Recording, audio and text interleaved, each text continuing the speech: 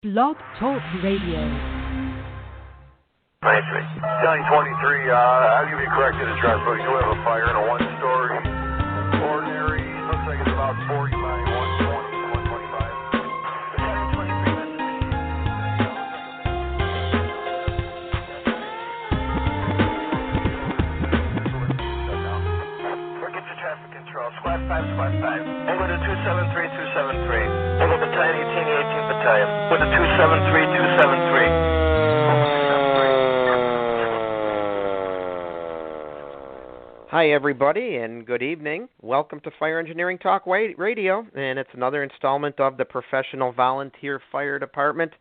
Good evening. I'm Tom Merrill, your host, and I'm glad you're with me this evening, or glad you're listening in down the road a little bit here. If you happen to download it and listen to it later on, thank you for selecting the Professional Volunteer Fire Department, which, as you know, is the show dedicated to the great volunteer fire service and everybody who's out there supporting our mission and supporting the notion that being considered a professional firefighter absolutely has nothing to do with earning a paycheck and has everything to do with delivering competent and compassionate and dedicated service and training to be as prepared as possible.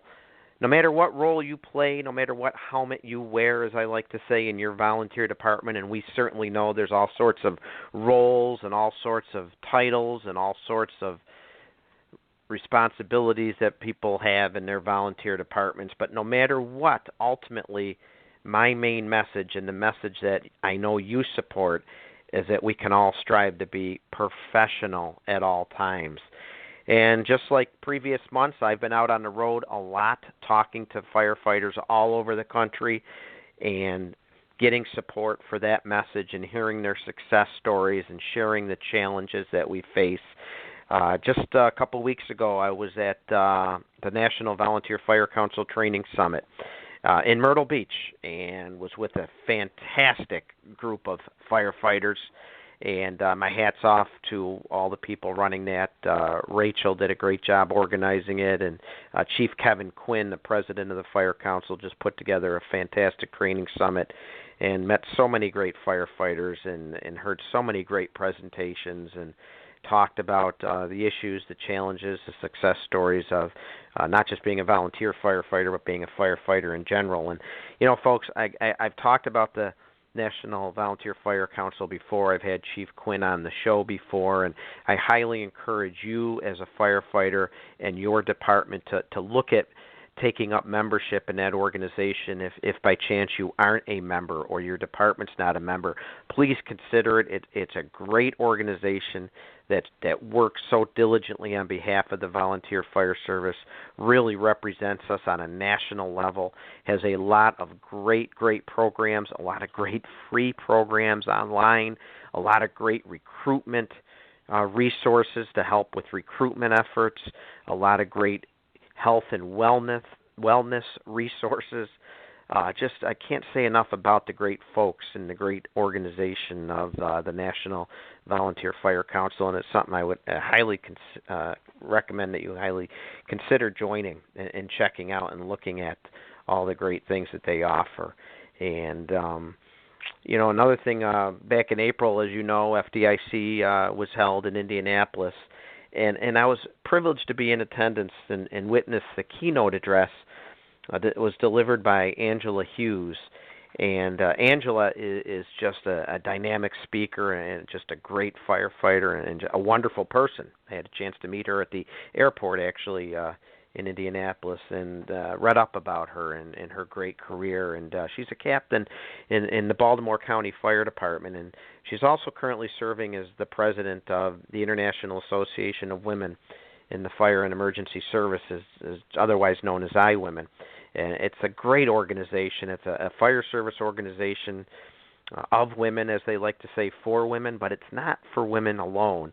Membership definitely includes men of all ranks, as well as institutional members from fire departments, from unions, from vendors. It's comprised of firefighters just like you and me who seek to make our fire service a professional place where men and women can work together harmoniously. Organization that offers information and counsel about so many great things regarding the fire service, and they hold seats on many committees. They work with the National Fire Protection Association, where they've helped in the establishment of standards for firefighter qualifications, and they take part in various fire service advisory groups. And again, it's comprised of men and women. It's comprised of paid and volunteer. It's comprised of members from big departments, small. But you know what they like to say? One of their main mottos is there's still, for all the differences that we might have as firefighters, there's one big thing we have in common, and that's our love of the work we do, our dedication to our great fire service, and our commitment to excellence. And it's another organization that I would encourage you to look into, to consider joining, to look at all the great resources they offer, the support they give female firefighters and male firefighters, and all the good they do for the fire service. And I bring this up because at FDIC this year, Angela Hughes delivered the keynote address in part because IWomen happened to have their leadership conference the same week as FDIC. And it provided an opportunity for all of us attendees to meet and mingle with members of IWomen and find out just about what a great organization it is, and also take in their top-notch training classes. And it was just an awesome opportunity to do that. And there was a lot of great attention focused on IWomen at this conference. And it got me thinking, and it's a show I've been wanting to do for a while, and that is talk about the experience of the female firefighter, in our case tonight, the female volunteer firefighter, because, you know, our fire service has always been known as a big, happy family. And in reality, it's even more of a family now because of the way the roles have changed and the way we've diversified and become more inclusional, and certainly have more women on the job now and joining our ranks, paid and volunteer, than ever before. And to say things have come a long way is certainly an understatement. I think it was around 1974 that records show maybe the first female was hired and on the job as a paid firefighter. And I read that it's estimated there's about 11,000 career female firefighters today, and perhaps around 40,000 volunteers or paid on-call female firefighters. We have women serving proudly in the chief officer ranks, as chiefs of department, as commissioners, as presidents, and as good, solid members in departments everywhere. But there are issues in all our volunteer departments when it comes to recruitment, aren't there? You know, it's certainly something we all share, and we talk about till we're blue in the face. Well, you're going to hear me say it a few times tonight. Here is a fantastic recruitment opportunity, folks. It's 2017, and the volunteer fire service needs to adapt and change with the times. And many, many departments have done that and embraced diversity and inclusion in our volunteer fire service. And it can definitely help. No, it might not solve, but it can certainly help your recruitment situation. But even though we have more females serving now than ever before, it's still only about 9% of the fire service that's comprised of females. And here's an interesting statistic that I just picked up at the National Volunteer Fire Council Training Summit on a study that was done by Dr. Candace McDonald. And let me point out that is firefighter, or Dr. Firefighter Candace McDonald, another fantastic female firefighter, a role model to be looked at with honor and pride by other females, because she's just paving the way for the great things that female firefighters can do and showing what they can do. But anyway, her study showed that it's an interesting statistic, it really is, that females tend to volunteer 3 times the amount that men do. I'll say that again. Female volunteers volunteer at a rate 3 times the amount men do for anything. And herein lies an incredible recruitment opportunity. Now, my own department has had females since around 1980. We currently have 7 females serving proudly in our ranks. We have a membership of around 75. I'd say at times we've had 12 or 13 members, but currently we have 7. We've certainly had female line officers. We've had a female president. We've had many female administrative members.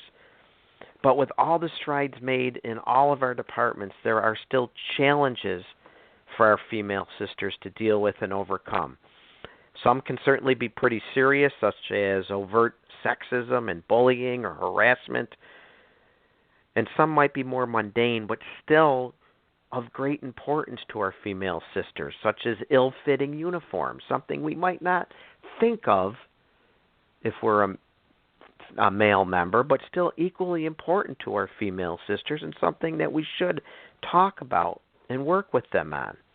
So that's what we're going to do tonight. We're going to discuss the role of the female volunteer firefighter, the importance of their role, the challenges they might face, and also discuss all the great skills and knowledge that they do bring to our profession. And if you would like to be part of this conversation, please, the phone number to call in on is 760-454-8852, and we would love to hear from you. We would love to get your take, to get your stories, to get your information that you can share with us if you're a female member or even a male member of our great profession that has something to add. Because the professional equation, and that's what we're here to talk about tonight as we do every show, is that professionalism that we strive for. The professional equation in any organization is its diversity, its inclusion, and that's what we need to focus on as firefighters. Male, female, minorities, paid, volunteer, it's all a profession, and we should treat it with professionalism. Matter of fact, one of the statements that the iWomen says so proudly on their webpage is that they are comprised of firefighters and others who seek to make our fire service a professional place where men and women can work together harmoniously. That is such an important statement. And I said that we are going to talk about it tonight because I do have a special guest with us tonight. I reached out to Angela Hughes, and she put me in contact with our guest this evening, Chandra Davis, who is a firefighter and a public education officer for the Reeves Fire Department in the great state of Tennessee. She's been an active member of that department now for 16 years. She was a ground zero responder after 9/11. She's a member of the NFPA Technical Advisory Committee. She's also instructed at FDIC and wrote for Fire Engineering Magazine. She's taught at conferences nationwide. And I'm so pleased to have her on the show tonight to talk about the challenges and the issues and all the great things that females do bring to the table in our volunteer fire service. Again, if you'd like to call in and talk with us, the number is 760-454-8852, and we would love to hear from you. But Chandra, are you with us right now? Yes, good evening. Thank you for having me on the show. Absolutely. I am so glad that you could take the time out to join us this evening. It's absolutely my pleasure to have you on board with us. And before we get started, if you wouldn't mind, I'd just like you to maybe give a quick little biography of who you are and what got you into the fire service and how you got talking to me tonight. Well, I joined the fire service because I honestly kind of married into the fire service. My husband was already on the fire department, and when I married, he was already on the fire department, and it was something that I had already had aspired of, something I'd always wanted to do, and I had the opportunity to join the fire department. So I joined the fire department back in 2001, prior to 9/11. Excellent. How'd you end up going to ground zero? Well, that's another great story, actually. My husband was honestly called up with the American Red Cross disaster team, and at that time, and so when he was called up, I was trained, and we were both sent to 9/11 in September 2001, and we worked at Tower 2 through October 2001, and spent 12-hour shifts working at Ground Zero for a little over 3 weeks. Wow. Thank God. So Thank that's you what for we your did. service there. Wow. Thank you. So you got involved in the fire service. Was it with some trepidation, some nervousness? Tell me about your early experiences. Well, in my early experiences, I was new, I was young. I was the very first female to join my department, so they had never had a female join the department. And this was a different department than what my current department is, actually. This is my former department. But, it was a learning experience. But the first 3 years were very tough for me. I had a lot of trials and tribulations, but I got through them. And my husband was my biggest asset, I have to admit. He was always there for me, and I had some very tough times. The guys weren't always as accepting as I wanted in the very beginning because they weren't used to having a female on the department, I should say. Training was twice as hard.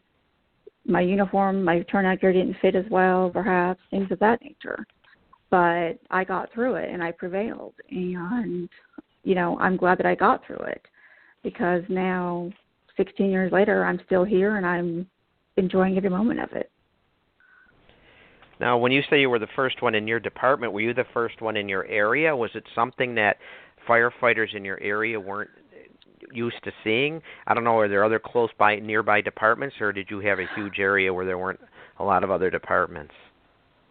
We have other volunteer departments, but on the volunteer side, I was the first volunteer firefighter on the volunteer side.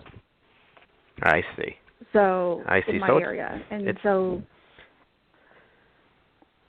it was new to the area, as far as having a woman. The paid departments in the area had females, but on the volunteer side, it was a new experience to have a woman. And needless to say, it was a learning experience. Like I said, I had to learn and kind of cut my teeth, but I stuck with it. And my former department now, I had a great chief, and I look back on it, and like I said, it was a learning experience. I had some really tough times. Training was, like I said, was always tough. There were times where they made things harder for me than the guys, but I worked hard. I stuck with it. I proved myself, and I made things happen, and I stayed with it. I dedicated myself. Right. I took the training. I stayed with it. And you bring up a couple key points there that we're definitely going to talk about tonight. One is you mentioned you had the support of your husband, but it doesn't necessarily have to be a husband. You definitely need the support of some peers there in your fire service to make it a little more tolerable, for sure. But also, personally for you, you had perseverance, and you were determined to succeed. And I got to think those are a couple key attributes that we're certainly going to talk about. But you also had the support of your chief, it sounds like, which is, I guess, it would be huge. I did. In the very beginning, everybody kind of questioned me being there, except my husband, in the very beginning, because, like I said, it was new. Mm-hmm. But as time went on, they learned that I wasn't going anywhere, and they learned to accept me, and I became a very good firefighter. I did the training that was required of me. I stuck with it, like I said, and I became a very good firefighter, and I became respected. And I also handled the public education side of things. I developed a really great public education program, which is used in my area. And that is something that is very near and dear to me, public education, is educating children and adults. And so that's another thing that I do is education. So I enjoy doing that. And if I can educate children and adults, that's just and I think that's also, you bring up a great point there, and it's something I'm going to want to talk about in a little bit too, is public education. And I think that the more our children and our community members see female firefighters, just the more common it becomes, the more accepting people are of it, and more willing other females will be to step forward and volunteer, which again can help our recruitment efforts. And you know what I always like to say too, for all the men out there in the fire service, or even if they're not in the fire service, but for all the men who feel women don't belong in the fire service, I think we can be honest and say, yeah, I guess there's probably a handful of women who don't belong in the field, who maybe have failed. But you know what? just as many men have failed. There's certainly men in all of our organizations that maybe don't belong there, but it seems to be more noticeable when a woman struggles because they stand out, obviously, because there's less of them. But over the course of our fire service, we have had men fail miserably. I think we can all agree. I think you can all think in your own department, I'm sure, of members who have failed miserably.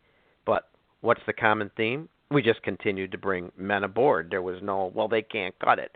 So if there is a female who struggles, who maybe didn't cut the mustard, so to speak, please, let's get the first bullet point for tonight out there. Don't assume all females are going to fail. Right, Angela? Right? Wouldn't you agree, Chandra? Most definitely, most definitely. I mean, there's always be a handful of men or women that may have issues and may not succeed, but that's in anything in life, not just firefighting. Absolutely. And I'll say it again, folks, it's 2017. We're hurting for members. Let's look at this as a great opportunity to help solidify our ranks and get some pretty spectacular members as well. So right off the bat, you joined, you had some support. You had support from your husband. You had some support from the chief. Did you personally experience, I understand they might have maybe some of your training hard, or they might have been a little harder on you, and sometimes we do that even with male members to try and just get them to perform even better. Did you experience outright sexism or bullying or harassment? I wouldn't necessarily say bullying or harassment, no. I mean, mine was pretty much, let's make it hard on her and see if she'll go away in the beginning. That's how I kind of felt. Almost like they wanted you to go away. I see. Correct. Just because, like I said, it was new. It was a new territory for having a female around. And that's kind of how it was looked upon. You know, it was like, well, there's a girl here, there's a woman here. You know, that's never happened. And that was a growing experience. So that's kind of how I felt. You know, fortunately, no, I did not ever had bullying or anything of that nature, no. You know, because like I said, I had to support my husband who was also on the department. And as time went on, I proved myself because I worked twice as hard, you know, as the guys. But I proved myself. I stuck with it. You know, I worked twice as hard if it meant doing the training twice as hard because, you know, one example was they tightened the Y down on purpose, or they would charge the line up twice as high just to see if it would knock me down. You know, things of that nature. Right. You know, I stuck with it and held my ground. But I did it, and I succeeded, you know. And the great thing is now is there's several women firefighters in my area on many departments. And it's wonderful. And I love seeing the other ladies succeed. Yeah. So, yeah, success breeds success. Right. And I look at it as a positive that even though I might have had a hardship in the very beginning, it just made me a stronger person. And my first department was a growing experience in the very beginning. However, that department is wonderful to me now. And over the years, I was still on the department. I became Firefighter of the Year twice on that department. The chief had my support. I mean, he has spoken about me at different kind of groups and things of that nature. My current department is wonderful. I have the great respect of my chief on my current department and my officers and everything. And I have a great department that I'm on. And I have other female firefighters on my current department. Right. It's all about respect, you know, and it's all about knowing we have a job to do. Yep, absolutely. Correct. Yeah, it's all about respect and knowing. Yeah, we have a job to do. Let's train and be proficient. And you know what I'm hoping for, Sean? I'm just hoping that we don't even have to have this conversation someday. And I think we're going to get there. I do. I think we're going to get there. It's going to take time, as change always takes time. But I think, you know, we've made incredible strides. But in your travels now, you've become more involved in the fire service and in your association with iWomen and other organizations and in your teachings. I'm almost afraid to ask this question. What are some of the horror stories that you have heard? What are our female sisters, what are our sisters dealing with out there still today? Or what did they deal with even years ago? when I sat at the IWOMEN conference, I heard a great speaker actually that spoke at the conference, and she was sharing her personal stories of a department in the eastern part of the United States. She was sharing her personal experiences on a volunteer department, and here it is 2017, and this was just a few years ago. She was talking about bullying and sexism and various things that she went through, and she's younger than I am. She's actually written a book about her experiences, and Wow. It was amazing to hear her personal stories, and now she travels the country speaking about her experiences as a motivational speaker.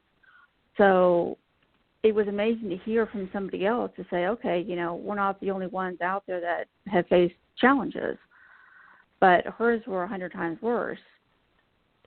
And here it is 2017. I was amazed to hear her stories. What were some of her challenges that she had to face? She just discussed the fire department, cornering her in the corner and not letting her get on the truck, and the male counterparts offering to meet her in the back, so to speak, and those kind of issues, those kind of things. Yeah, and it's just no place in our professional fire right. service for behavior like that. Nothing ever occurred, I don't believe, but I don't know. But like I said, she wrote a book, and it's an amazing book, and it's amazing. 2017, this was happening in today's society. Right. Do you happen to have the name of that book? I don't want to put you on the spot. Right off the top of my head, No, that's all I right. apologize. No, that's okay. Because that certainly would be. It's disheartening to hear stories like that, though. It really is, and that's why I'm glad we can take tonight to talk a little bit about what we can do in our professional volunteer firehouses to avoid us being in that book. Hopefully, there's no part 2 to that book. Let's end it now. And I think it's pretty obvious that in this day and age, we need to adopt a culture of inclusion in our volunteer firehouses. We can have all the SOPs and policies and procedures that we want, to have them all in place, nice and tidy in a book, to hopefully take care of illegal and maybe overt behavior. And but I think what it gets down to, people, is we need to look at genuinely how we treat our members, and it doesn't even have to be male, female. It's just how we treat our members. And if you'd like to add to this conversation, again, as a reminder, this is Fire Engineering Talk Radio, the professional volunteer fire department. I'm Tom Merrill. If you'd like to call in, that number is 760-454-8852, and I'm talking with Chandra Davis about female volunteer firefighters and how we need to adopt this culture of inclusion and look at how we treat our members. So I think the next major bullet point that I'm going to highlight here, and Chandra, tell me if you agree, is we need to have awareness, in our departments of how we are treating people. And even subtle comments and subtle actions people make, maybe unwillingly, they don't know they're even doing it, but it can make a department or a firefighter seem less accepting. It might not be, and it's probably not even outwardly sexist or bullying or harassing, but nonetheless, it still can send a message of a little condescending action or unwelcoming. And I think that's something we also need to be aware of. Do you agree? Yes, most definitely. I definitely agree about that. I've heard of some comments where we have, a lot of female officers today in the ranks, and I'm reading more and more stories, even in my own area, of female chiefs of department, and that's great. But what belittles them or maybe cheapens their badge, let's use that phrase, is when people say things, so how's it feel having a female chief, or how's it feel having a female officer? And I've heard stories where a female chief has had members come to her to say things like, I've had citizens come up to me and ask why the chief's wife is driving the chief's vehicle all through the district. And at incidents, the media will tend to go to a male instead of a female to get information. And again, while not necessarily the fault of the department, that shows us that we need to do a better job of letting the public know that, you know, we are an inclusive department and females do play a major role in our operation, which means we got to do a better job of educating the public about diversity and about our females in the fire service. And maybe this is where even your role as a public information officer or a public education officer, I should say, can certainly help sell that message. And again, then show other females that, hey, we have a place for you here. Oh, yes, definitely.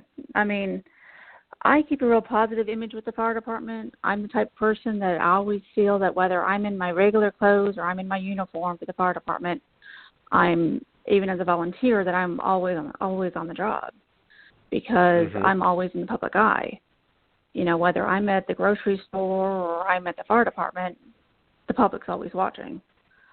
So I always have a smile on my face, I always look presentable, and always have an outgoing, happy personality. So that way, if somebody wants to come up to me, professional image. Correct. You know, I mean, just the other day, my husband and I were in Kentucky, you know, having lunch, and I had a gentleman come up to me and say, hey, you know, good to see you. You were just at my house a couple of weeks ago installing a smoke alarm. Thank you so much for your service. And, you know, I thought that was great. I was in my regular street clothes. So, you know, how awesome was that? And I was like, wow, you know, from the little town of Reeves, a gentleman actually recognized me. So, you know, you just never know where you're going to bump into somebody. That's for sure. That's for sure. And if people know you're a firefighter, and we've talked about this many times, and you're wearing, even if you're not wearing your fire department T-shirt, you still have a duty and responsibility to act appropriately, and you certainly exemplify that, which is awesome.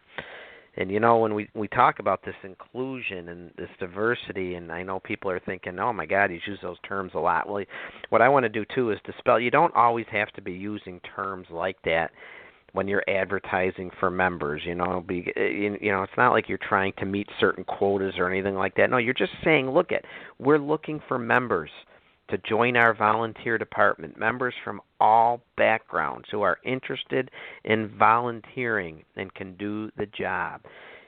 You can be a factory worker, a mechanic, a stay-at-home dad or mom, a student. You know, those are the statements that drive the message home that you're looking for all backgrounds and all people. You don't have to necessarily use those words that I've continued to use. As a matter of fact, the National Volunteer Fire Council, which I talked about a little while ago, they have great printed material available to help with your recruitment resources and to target all people in your community. And all of that would hopefully help get more females in your department, which is great, because the more people are exposed to female firefighters working at emergency scenes, doing public service work, installing smoke detectors, whatever the case may be, that sparks interest in other females and shows them that, hey, there's a role for them. If they only see men doing it, females may never even consider or realize that they can do the job, which I think is so important. Oh, definitely. And there's even another great thing that I've seen, too, that there's even other volunteer departments and paid departments also that actually put camps on during the summer for females, for like teenagers that want to learn about a career in the fire service. Fantastic idea. Sparks interest, shows them they can do it, shows them some of the tricks of the trade. Right, and then there's even Explorer programs out there and junior firefighter programs out there. Great way to get females involved, yes, absolutely. So there's even those avenues for young adults. And someone told me too. Now, when you know, when departments sponsor recruitment drives, you know, we've all set up the table at a school or at a big box store or at a church event or a community event where we're advertising for members.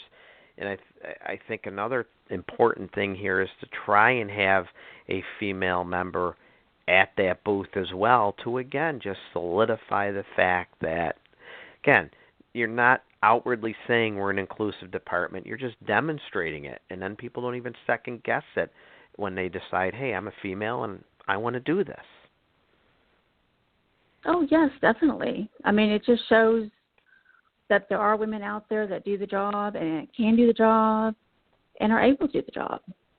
Right. And it's probably better too, and maybe I'm not right with this. I think I read on one of the female firefighter websites that sometimes all an interested female needs is to talk to another female to get what she would consider good, honest information about what it would take to be a firefighter and regarding the demands of the job and the training and things like that. I haven't personally read that, but that would definitely make a lot of sense. Yeah. Because you know what? Go ahead. I'm sorry. Oh, no, I was just going to say that being able to speak to another female firefighter just makes it that much better, that you're able to talk to somebody that does a job that you're interested in doing or already doing. And unfortunately, a lot of the time the public first hears about women in the fire service doesn't come the ways we were just talking about it. It's when that fire department first makes the news because they're being brought up for some type of sexism or discrimination or harassment lawsuit, and that's going to send a bad message right away to any prospective female or any prospective member that, that might not be the department we want to join. So that's what we want to avoid. We don't want that being the first time people hear about that department or the first time females hear about female members in that department. We want to do it all these other ways by demonstrating our inclusion, by just having females in our ranks, performing, doing public education, training, and being at the emergency call. That's how we want to demonstrate that we're an inclusive department. Yes, most definitely. Yeah. So we understand that we need to have awareness of how even subtle words and subtle actions can have a negative impact or make a negative impression regarding females, even unknowingly being done. So we need to be aware of that. We need to have females out helping recruit other females and participating in our recruiting events. And the more females we get in our ranks, the more hopefully that'll lead to additional females. But one thing that's hard for people to understand, especially maybe my generation, I'm 54, and generations above me, is what can be considered insensitive or even sexist today in generations past might have been passed off as simple firehouse rough talk. And sometimes it's hard to know when you're crossing the border or not. Have you had experience with that, or do you have any advice you can give people about, hey, you got to be careful here with, obviously there's a lot of roughhousing that goes on in the fire service, and I'm not defending it. I'm not also putting it down. There's a fine line, isn't there? So how do we know where that fine line is and when we're going over it? Well, I have to be honest with you. Being a volunteer, I respond a lot from my home, and I respond a lot from being out and about. So I don't respond generally at all times from my actual firehouse. So I personally have not experienced that on a personal level. However, with that being said, I would think like with anything, you have diversity and you have those kind of issues, and it'd be controversial. So therefore, you would have to be careful with your language. You need to be careful with what you say, just like with anything else. You'd want to watch your P's and Q's as far as your language goes. Yeah, because I think it's definitely something that people need to be aware of today. And I know sometimes a quick response is, "Oh, you're just too sensitive." And again, it's 2017. It's a different environment today. And someone once told me, "Think of your mother. Would she approve with what you're saying? And if she would approve with what you're saying, then it's probably okay. If she wouldn't approve of it, then you're better off not saying it." Exactly, and you want to be professional at all times. I mean, that's something you want to do. You are in the professional business and as a firefighter, and you want to be professional. Therefore, you wouldn't want to say certain things, I wouldn't think, and have the wrong person overhear it. Yeah. If anyone out there has any stories to share or information to share on it, again, please feel free to call at 760-454-8852. This is Fire Engineering Talk Radio, the Professional Volunteer Fire Department. Tom Merrill here. So pleased to have Chandra Davis on the air with us tonight talking about female volunteer firefighters and the great skills they bring to our service and all the great things they can bring to us, but also the challenges they face. And so we need to correct some actions in the firehouse, and I think we discussed how we need to be aware of little things that we're doing. Even vendors, if there's any vendors out there listening, again, we have female commissioners, we have female chiefs and presidents and board members, and I've heard where vendors often overlook the female in the group and start speaking directly to the men all the time. And again, it's something to be aware of. And but at the same time, Chandra, I'd like your input on, we're doing that. XYZ Fire Department is inclusive, is opening the doors, is being accepting, but there's still some responsibility placed on the female as well. What can females do to be more accepted as a firefighter? What should they do? You mentioned how you worked really hard. So what are some of the pointers you could give any prospective female members or any female members out there to try and be more accepted in their department, to be looked at as just a firefighter, not a female firefighter? Well, I mean, I personally, like I said, I have a very outgoing personality, and I always try to have a smile. I mean, that's just me personally. That's just my personality. And I try to always look at things in a positive situation. I try not to always look at the negatives. I always believe in education. If you can continue your education, that's always the key. Learning is always the key. Never stop learning. If you can take your classes online, if you can take classes in-house in your fire department, continue taking classes, never stop learning. Because the more you advance your education, you can advance your career in the fire service, whether you're a volunteer or a career fire service. And education is very, very important. There's online classes and there's in-house classes. That I always feel is very important. And just learning your department, learning the ropes, learning what the ins and outs of your department are. If you're a volunteer, learn if there's any committees you can join, if you have committees in your department. Join a committee, get to know the people in your community. If you enjoy doing education, go to the elementary school and do public education during Fire Prevention Week. Talk to the kids, learn from the teachers, talk to the teachers, do education programming. That's something I love to do personally. Be around your fire station, get to know your station, get to know your trucks. So there's a lot of great things out there that you can do to be a good volunteer firefighter and to learn to be a firefighter. But like I said, training is always the key, because the more you train, the better firefighter you'll learn to be. And if, depending on where you are in the country, learn to take classes that are required by your state. So it's get trained, train. We say that with any professional firefighter. It doesn't matter, again, volunteer paid, man or woman. Training is the key. And the day you think you don't have to train anymore is the time, it might be time to retire, because that never stop training. And I like what you said, too, about getting involved. And again, sometimes it might be hard for a female to step forward, especially in a predominantly male environment, to volunteer for committees. But again, it's so important. I mean, we were all new and relatively unknown at one time, but what a way to get to know the workings of your fire department. What a way to get to know the people.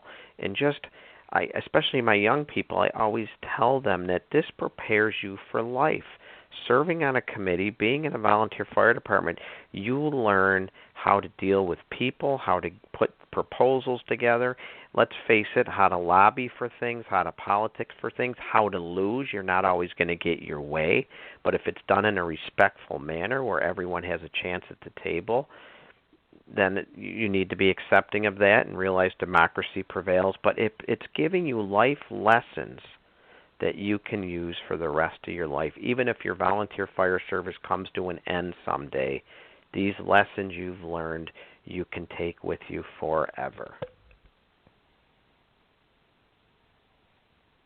Exactly. You know what else? Most definitely. And the other, and so it's so important to get involved. And I've had some females tell me they're reluctant to get involved, that they're not accepted. And my response is, you have to put yourself out there to be accepted. You were accepted as a member, so your department is showing that they're accepting female members. Take the next step now. Get involved in the committee. There's always things that can be done in the volunteer fire service. They're always looking for people to serve on committees, such as you found with your public education committee. And I'm glad to hear that you love doing the school tours and things like that, because now you're showing future generations of female firefighters that there's a place for them. Yes. And you just never know where that's going to lead down the road. You're right. You never know what it's going to lead to down the road, or who you're going to get. And with all of that, especially with the training, what that's going to lead is what it's going to lead to is confidence. And there's a female firefighter who I was talking to at FDIC, and I was picking her brain about what women can do to be a more successful firefighter, and she stated without hesitating to be confident. Training leads to confidence. People tend to listen more and take instructions and respect somebody that more who exhibits confidence. How do you get that confidence? Because you train and you work hard, know who you are, know how your department operates, know your department's ins and outs, whether it's administratively, firematically, or both. Boom, that leads to confidence. Keeping in mind that people are always going to have negative things to say. Heck, I'm short. I'm 5'2". If I had $1 for every short joke, I would be rich.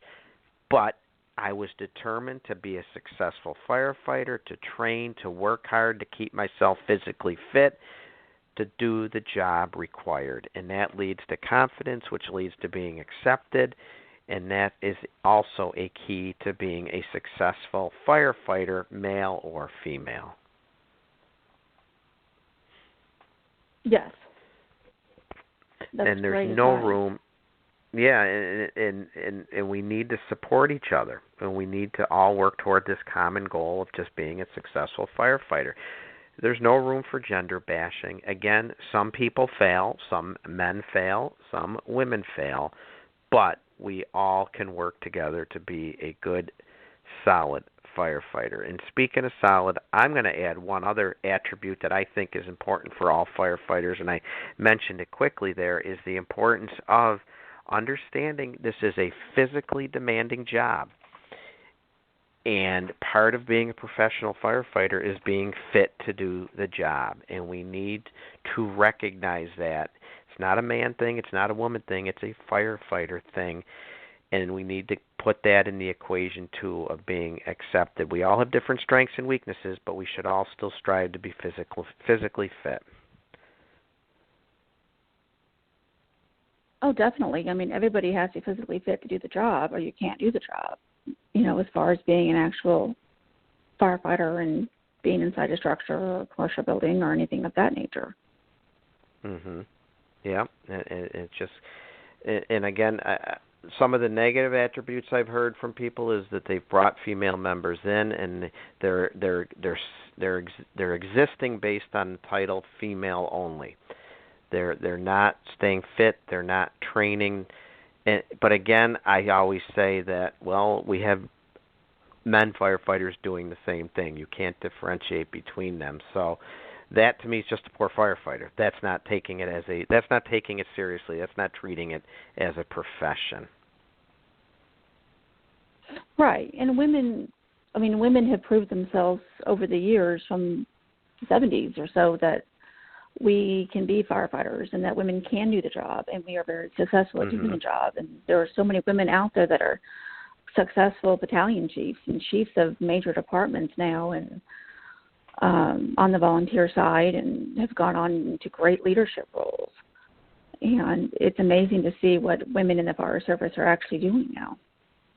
Right. And just like we establish expectations for everyone to join the fire service, and there's no differentiating between men and women. The department has an obligation to expect good, competent behavior, good, competent performance from all members. So that gets back to what we've talked about on this show before. It gets back to Orientation 101, Basic Firefighter 101, and that's established expectations. You want to be a member of our department? We have a role for you. We have a spot for you. But here's what we expect of you as a firefighter. Now, granted, I said role. There's all different roles. Maybe not everyone is going to be a frontline firefighter, man or woman. If you had experiences with that, different roles for different people, it doesn't have to be a man or a woman thing at all. It's not. It's just some people join for different reasons, and some departments are finding success with ideas like that. Have you experienced any of that in your area? As far as just a firefighter role, or as far as even support roles? Different roles in the volunteer fire service for different people with different interests. Is there a spot for them at the table in their volunteer firehouse? Oh, definitely. We have people that do everything from being actual frontline firefighter to being in a support role.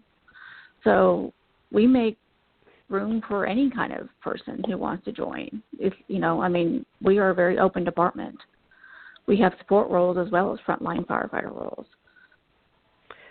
So another recruitment opportunity, another way to diversify your ranks, and I mean that more with the different jobs that are needing to be done. Maybe it's someone just to do secretarial work or treasurer work, or someone just to drive the truck. So again, different ideas to help our volunteer fire service thrive. But regardless of there's so many roles in the volunteer fire service. In support roles, you've got secretaries, you've got treasurers, you've got communications, you've got people that just help maintain your trucks, your fire apparatus. Mm-hmm. So there's so many different opportunities. I think you'd agree with me that no matter what, though, they're still wearing that shirt because they're associated with the department. There's still an expectation as a firefighter to behave a certain way, to train to the level expected for them to perform in their job, and to just act professionally. Yes, always act professionally because you never know who's watching. Right. Now, with the training, let's face it, for lack of a better lack of a better phrase, it has been for a long time. It's been a man's profession. We need to change that mindset.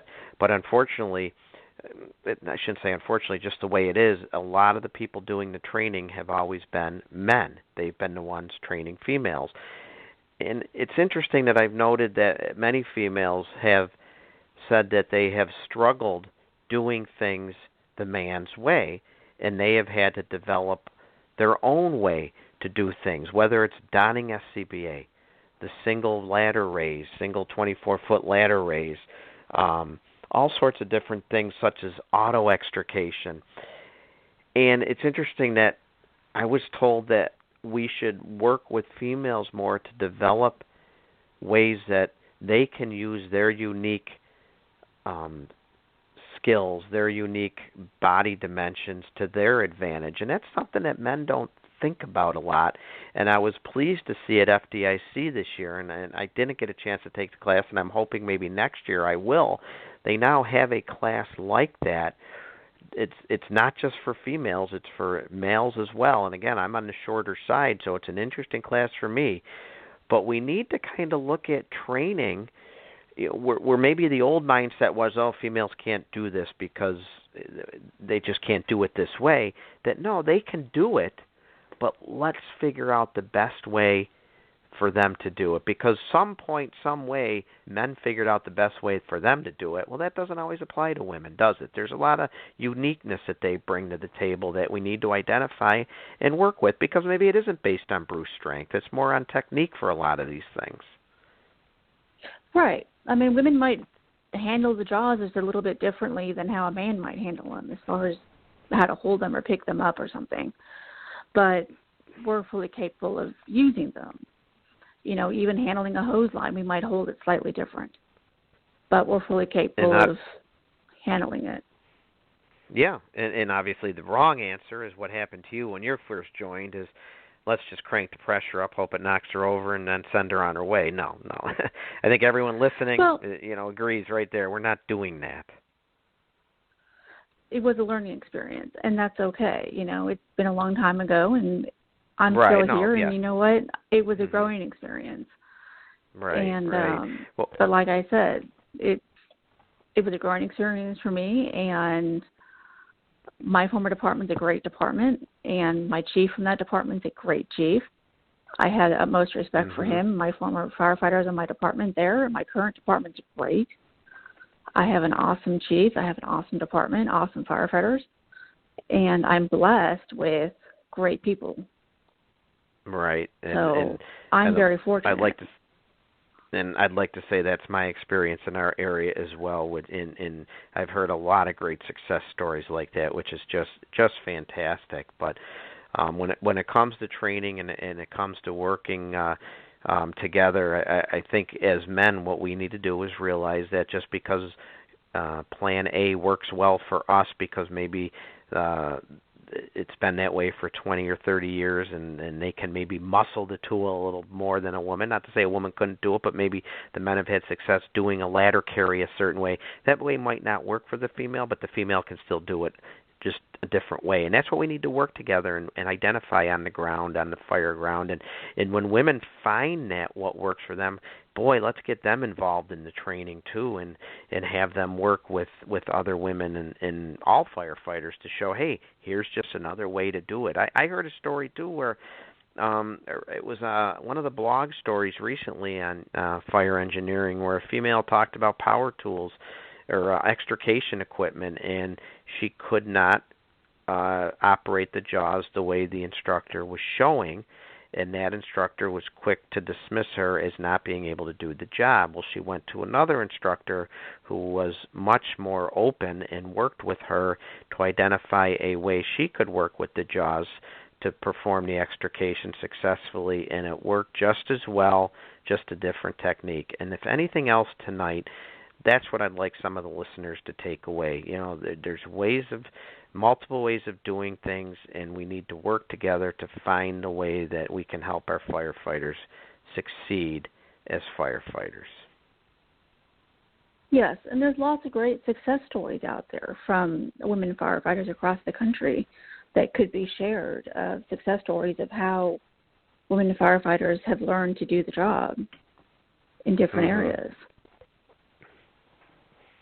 And, you know, another awareness item that I had heard about, and I think it might have even been in the same article, is sometimes men are quick to dismiss women as not knowing, not being as familiar with, say, just as an example, say power tools, where I think it's safe to say a large majority of men, especially in the past, they were basically raised around power tools much more than women were.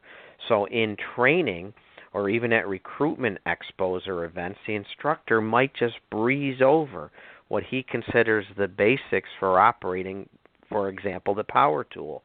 But if we took the time to start at lesson A and go through the ins and outs and the very basics of how to operate the power tool, and not assume that the audience listening knows everything about it, you're going to make a difference, and you're going to make a more polished firefighter. So again, a lot of this is just awareness. Yes, it is definitely awareness, and we definitely need more awareness out there for women in general and for the female volunteer firefighter. Right. And again, and then let's face it, we are going to hear and maybe see things that we talked earlier about. Maybe that was the wrong way to say what was said, or the wrong way to act in front of that member. I've read about corrective measures that we should take to maybe show someone that, hey, that was a little disrespectful. In the opinion of a lot of people, and as someone that maybe experienced some of that, Chandra, I'd like your input. It doesn't have to be a loud or a nasty or mean-spirited correctness, right? Because a lot of times a person who might have said something really didn't realize that it was insensitive or not inclusionary. So would we be better off maybe, hey, that wasn't the right thing to say, or would we be better off being harsh and yelling at someone? What do you think about that? Well, I don't personally think that we should be yelling at somebody. I think maybe we right. should just, be a little careful of what we say or how we approach and how we say it, if that makes sense. No, absolutely. Because the way you say something and the way it can come across to somebody can be completely taken out of context. Yeah, because, again, my experience has been sometimes it's more subtle. They don't realize. In my experience, very few times have I ever witnessed overtly sexist or racist behavior in any firehouse or fireground training event. It's usually an attempt at humor that fails miserably, but the person doesn't even realize how they cross the line. So I think a simple, hey, that crossed the line is better than what you said with we don't want to yell, right? Yeah. Right, and like I said, I have personally never encountered any of that, so I have no personal experience to speak on in that department. Yeah, and the other things I've read in some of the trade journals on how to deal with things like this is men listening, it's better when the corrective words come from you than another female, because right or wrong, if a female points out to a male that they crossed the line when talking to another female, inevitably it's not as well received as if a male says, hey, Joe, or hey, Fred, or hey, Tom, you know what you said there in front of her? That really wasn't appropriate. You should probably watch what you say. That has a lot more impact in a lot of cases than if a female says it. So, men lead by example, and if we don't help educate and correct other men, if they're being exclusionary or disrespectful, it's going to be hard to move forward. So some food for thought there.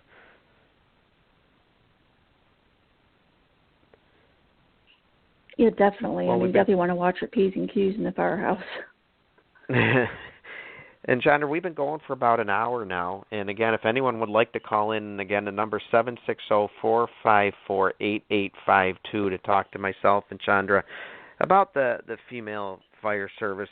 One thing I did want to talk to you about before we do sign off is there are some great fire service organizations out there that are geared toward females and geared toward helping them succeed more and offering lots of support.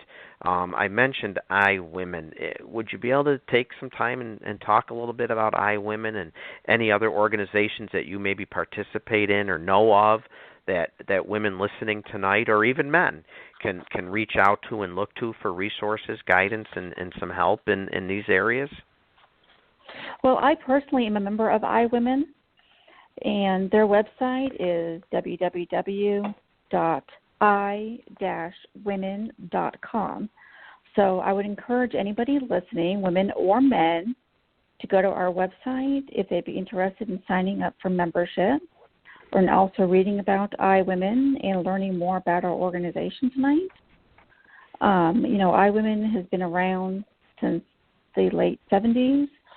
So it is a really great organization. It provides a lot of mentorship. We have committees. We have conferences. As you spoke earlier, we had our conference just held in conjunction with FDIC. Our 2018 conference is going to be held in Fairfax County, Virginia in May of 2018. So we definitely encourage anybody that is interested in listening to go to the website and check that out. If anybody's interested, to definitely go to the website and look at iWomen.com. Excellent. And I personally have talked to several members of iWomen and think it's an absolutely fantastic resource. It can help not just women, as you said, it can help men too in so many different ways. And it's just another great support organization out there to help us all be as professional and as the best firefighter we possibly can be.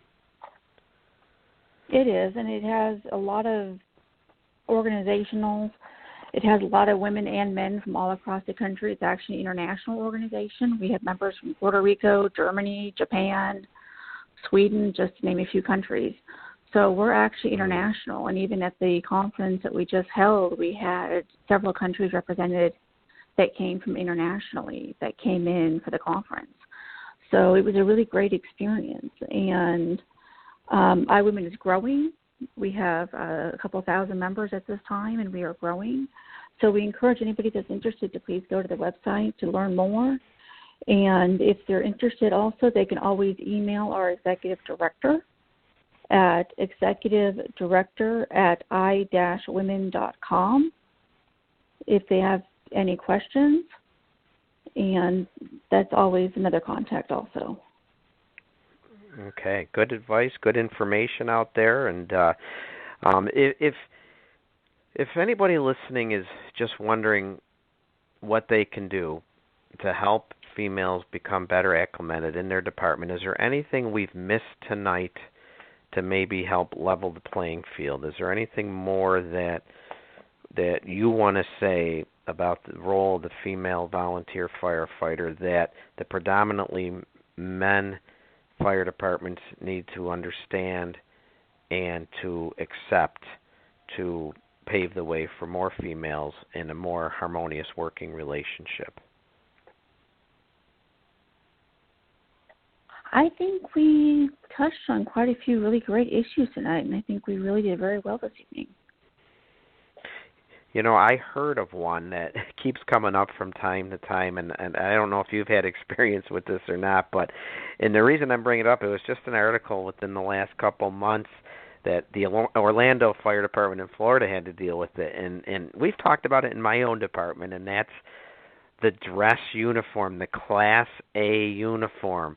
There's two sides to the debate here. Side one is it's pants and you're going to like it, and side two is we need to develop a uniform that's more female-friendly so they can feel pride in their uniform. Any personal experience with that? Because it seems to be something that comes up from time to time in departments. I have heard a little bit about the Class A issue. I personally do not have a Class A uniform yet at this time, being from a volunteer small department. But, you know, I have run into people that wear the Class A uniforms, and they have told me that they are generally fit for men and they aren't really fit for women. I have heard that they are vendors that do have them cut for women, but they are hard to get a hold of, and generally you have to get them tailored and different things of that nature. So it's a lot tougher. Mm-hmm. But yeah. I've seen pictures of women that are either in skirts or they're in pants. Mm-hmm. Mm-hmm. So yeah, I've seen either or. Yeah, and the Orlando case, they just could not find a vendor to make a female uniform, and they finally contracted with a tailor, I believe, to make the female uniform, and it was a success story for them. So I think it's something that should be considered if you have a group of females that want to look at a different Class A uniform than the men wear. I could see their point, and maybe it's something that should be considered. And hey, what's wrong with assigning a female committee to tackle that and bring their recommendations to whoever the board is to decide if it's something they want to move forward on? But at least you're listening and responding to their concerns if it is a concern in that department. Oh, I mean, that would be great in the long run, definitely. Like I said, I just personally don't have any experience with the Class A uniforms yet, but, you know, I've same with turnout seen gear. them. Same with turnout gear. Right, yes. We all had, you know, we can't always have turnout gear right off the rack for new members, but I think we have a duty and obligation as an organization to, as soon as possible, get our members good quality, well-fitting turnout gear. And again, you're talking money there, but it shows concern and it shows genuine appreciation and receptiveness to all members, not just females, but all members. Yes. And I know there's many women out there that have struggled with the turnout gear and been issued gear off the rack that was designed for a man, and it's another challenge that they have to overcome. It's another challenge that as department leaders we need to be aware of, and try to take the steps necessary to fit them appropriately. And again, it shows we care, and it shows that we want to take care of them. So just another thing we can do in our departments to show our inclusion. I think things are going hopefully in the right direction when it comes to women's turnout gear, though. I think the opportunities are out there, though, and I think things are improving. Yeah, and like I would hope that things are going in the right direction in everything that we've talked about tonight.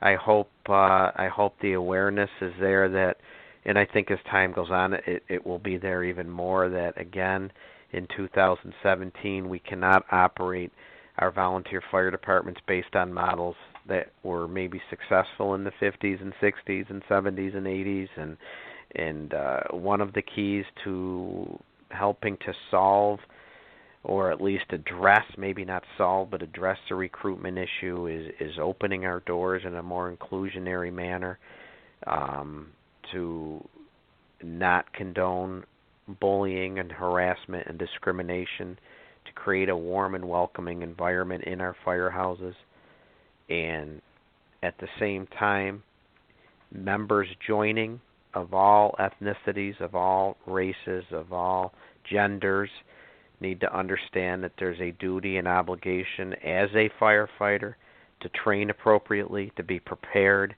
to be physically fit, to act accordingly, to be a professional. And I think if we can all agree on those areas, we're going to go a long way toward making the fire service experience better, not just for women, but for all members.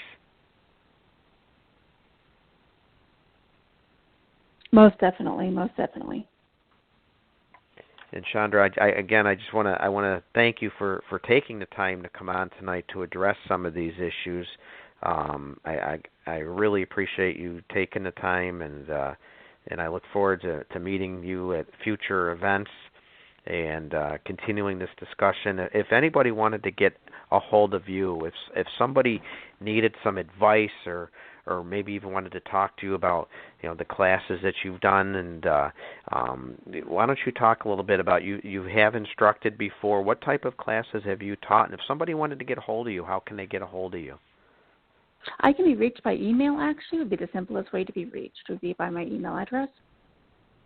And my email is cdavis, DAVIS, 4420 @gmail.com. Excellent. And if anyone would like to get a hold of her, please feel free to do so, because she has lots and lots of good information and good experience, and would be happy to share it. And you have written before, too, for fire engineering, correct? Correct. Yes, sir. Yeah, and you've instructed as well. What kind of classes have you instructed? I specialize in large animal emergency rescue, actually. Oh, that's interesting. That Yes. is something we don't do every day. So that's a little niche that you have, and some of the unique skills that you bring to the fire service. Yes. And I bet you have lots of information as well on public education ideas and things that you've done to be successful in your department as well. Yes, that is something that I hold dear to me, is doing public education in the fire service. Yes, sir. Excellent, excellent. Well, again, I can't thank you enough for spending the last hour and 15 minutes with me talking about the role of female firefighters and challenges faced, and also the great success stories that many departments have experienced, and the great leaders we have out there, from Angela Hughes as a captain in Baltimore County, and obviously the president of iWomen, and just Dr. Candace McDonald, and so many other great female firefighter role models that are out there. And it's my hope, and the hope of many, many people out there, that we can not have to have this discussion of the barriers and the discrimination and the overt sexism and non-inclusion tactics employed by some departments, and realize that there's a golden opportunity here to help with all of our efforts to recruit a more diversified and a stronger volunteer fire service. So thank you so much for your time. It is so appreciated. Thank you very much for having me this evening. Thank you very much. It's my pleasure. And again, I look forward to seeing you again at future events. Sounds good. Thank you. Okay, you take care, all right? You too, sir. Thank you, Chandra. We'll talk to you soon. Thank you. Talk to you soon. You're welcome. Yep. Thank you. Well, folks, we're gonna call it a night tonight.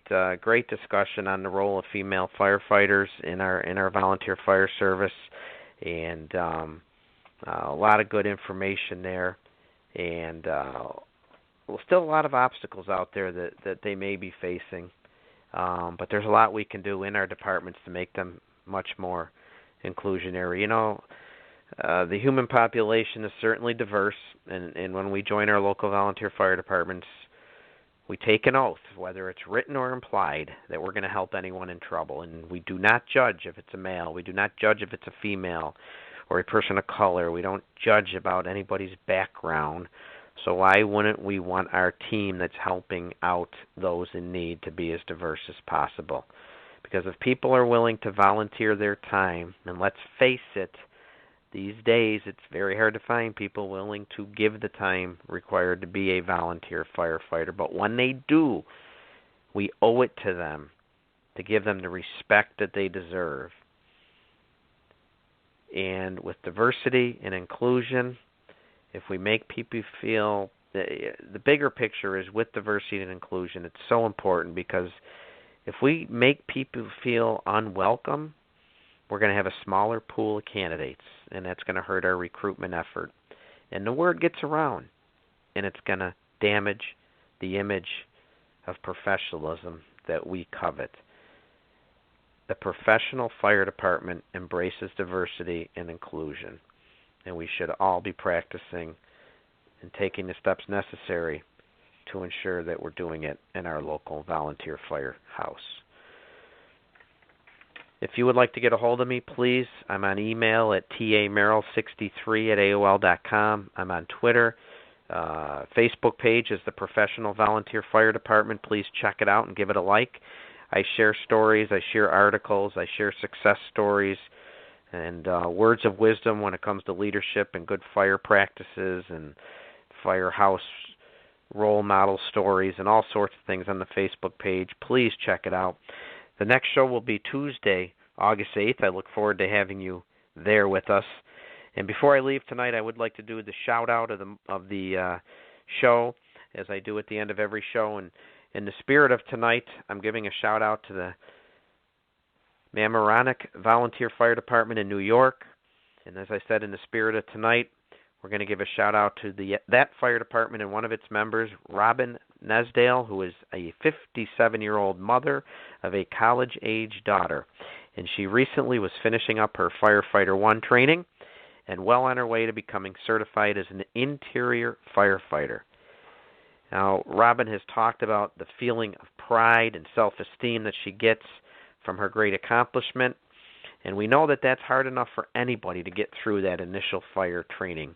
And here she is accomplishing it at the age of 57.